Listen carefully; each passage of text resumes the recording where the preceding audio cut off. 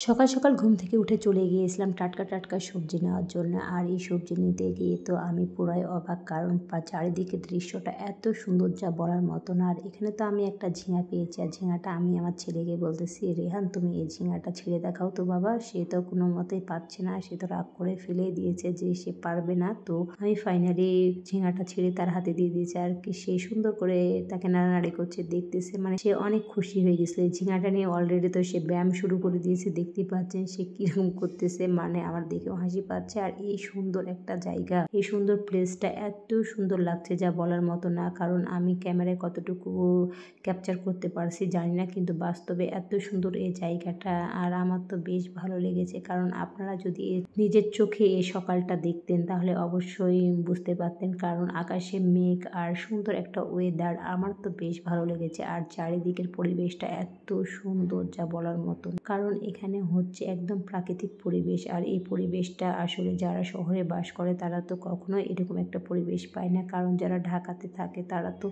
বিশেষ করে পায় না। আর এটা হচ্ছে আমাদের চাঁপাইনবাবগঞ্জের এই জায়গাটা আমার খুব ভালো লাগে। এটা হচ্ছে নতুন রাস্তার বাইপাস। আর এই জায়গাটায় যদি আপনি সকাল সকাল যান বা বিকাল টাইমে যান তাহলে এরকম একটা পরিবেশ পাবেন। আর এত সুন্দর ওয়েদারটা ছিল, জাস্ট অসাম। আর আমার এই ওয়েদারটা এত ভালো লাগছে যা বলার মতো না। আকাশে ঘন মেঘ, আবার কোথাও কোথাও হালকা মেঘ, দেখতে অনেক সুন্দর লাগছে। আর ছেলে তো এই ঝিঙাটা নিয়েই ব্যস্ত, সে শুধু এই ঝিঙাটা নিয়ে দাঁড়িয়ে আছে। আর এত সুন্দর বাতাস বইছিল, আর এত সুন্দর ওয়েদার যা বলার মতো না। আমার তো অনেক অনেক ভালো লেগেছে। আমি মাঝে মধ্যে এই জায়গাটাতে যাই ঘোরার জন্য। আর আমরা এখানে এসেছিলাম মূলত আসলে সবজি নেওয়ার জন্য, আর সবজি তুলতেছিল আপনাদের ভাইয়ারা এবং আমার কিছু রিলেটিভস। ওরা আসলে এই ভাইটা যে আমার ছেলেকে নিয়ে আছে, ওটা হচ্ছে বড় ভাই হলো, উনি হচ্ছে এই সবজি টবজি উঠাই দিয়েছে। তারপর আমরা এই যে এই উঁচু পাড়ি দিয়ে যাচ্ছিলাম, মানে এটা যেহেতু নতুন রাস্তা করা হয়েছে, আর চারিদিকে নিচা এবং রাস্তাটা অনেক উঁচু। আর এই উঁচু থেকে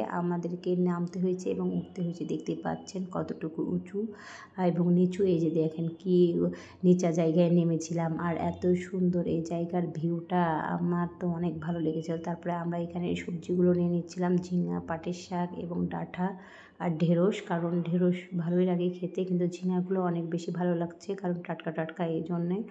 আর দেখেন না, এটা এই রাস্তাটা অনেক সুন্দর, চারিদিকে সবুজে ঘেরা, একদম যেদিকেই তাকাবেন সেদিকে শুধু সবুজ আর সবুজ। কারণ এটা হচ্ছে বাইপাস রাস্তা, এই রাস্তার এখানে এখনো ওইরকম বাড়িঘর হয় নাই, শুধু গাছ আর গাছ আছে। আর এই তো আসার পথে আমি দেখতে পেয়েছি এখানে একদম শাপলা ফুল ফুটে আছে। এটা দেখে তো আমি দৌড়ে চলে গেছি শাপলা ফুলের কাছে। এই তো দেখতেই পাচ্ছেন আমি তো এখানে শাপলা ফুল নেব এই জন্য অনেক মানে এক্সাইটেড হয়ে গেছি, কিন্তু অনেক দূরে ছিল শাপলাগুলো, এই জন্য আমি কোনো মতে নিতেই পারছিলাম না। তারপরে এখানে দুইটা ভাইয়া ছিল, তাদেরকে বলেছিলাম, তারা আমাকে উঠাই দিয়েছিল। আর এই তো দেখেন এখানে হচ্ছে আমার ছেলে তো চলে গিয়েছিল আইসক্রিম কেনার জন্য। তারপরে ওর পাপা আমাকে ওকে একটা আইসক্রিম কিনে দিয়েছিল এখানে এসে। আর এই তো আমরা এখন আইসক্রিম নিয়ে এখন চলে আসবো বাসার দিকে, এই জন্য আসছিলাম। আর এখানে এসে তো আমি পুরাই অবাক, কারণ আমাদের বাইকটা ঠিক এখানেই রাখা ছিল। আর তারপর দেখেন আমি তো পাই নাই শাপলা ফুল, ওই মেয়েগুলা হচ্ছে বাঁশ দিয়ে অনেক চেষ্টা করছিল পাড়ার, কিন্তু পাই নাই। তারপর আমাকে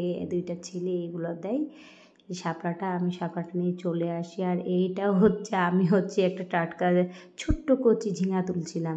সবাই ভালো থাকবেন, সুস্থ থাকবেন। আল্লাহ হাফেজ। আসসালামু আলাইকুম।